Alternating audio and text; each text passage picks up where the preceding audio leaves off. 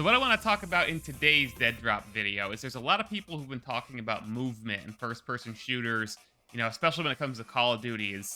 Are movement techniques important? Some people love like Titanfall and want like wall running and Apex.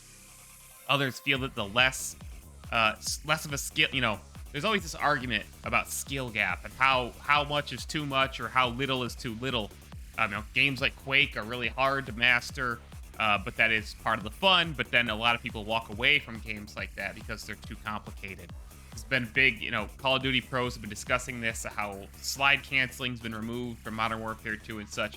But I think there's some really interesting design decisions that I want to talk about in Deadrop that are about the movement and I think are really interesting and to separate it from other FPSs on the market. So, as you guys know, Deadrop is a extraction shooter. Much different than a battle royale or an arena shooter or a tactical shooter.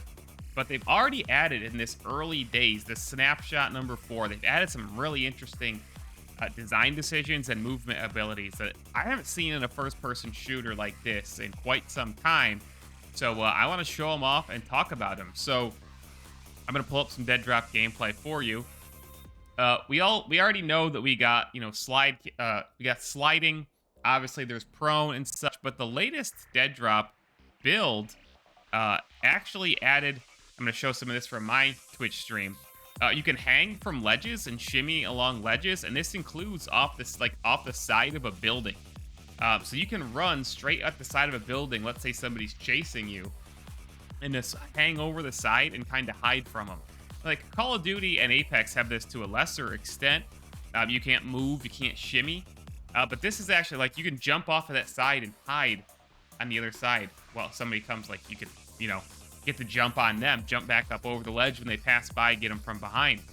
I think this is very, very interesting. So you got your sliding, you got your prone, you've got this, but you can also there's zip lines, but then even more than that, you can go up a zip line or up a rope. So like you can go down a zip line, but you can also go hand over hand and actually go up a zip line. And obviously you're going to be very vulnerable during times like this.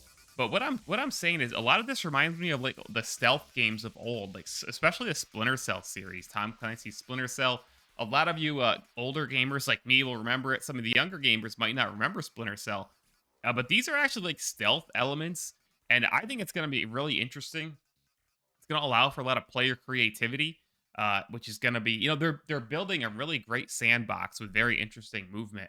And I don't want to call them tactical abilities because tactical is probably the wrong word. But just what I'm seeing, we're still so early on. We're like the first year of development and we're already getting this stuff. We've got, sliding, zip lines, shimmying across ledges and up and down ropes and pipes. And I think it's very unique. You don't see that a lot, especially in the first-person genre. And I'm very excited to see what other movement abilities they add over time. And I think the Deadrop team at Midnight Society deserves a lot of credit because they're obviously thinking outside the box. This is not just, a Call of Duty clone or even, a lot of the Tarkov-like games, other extraction shooters. Normally, when you think about those games, they're known for being very slow and cumbersome, which is something that has prevented me from truly loving an extraction shooter. Very slow, breaking your legs, in Tarkov. The Cycle Frontier, also very slow, very flat game. But this, it's that classic Dr. Disrespect thing, violence, speed, momentum. They're really adding, even in the early days, speed, and athletic abilities, so to speak. So I can't wait to see where they go with this.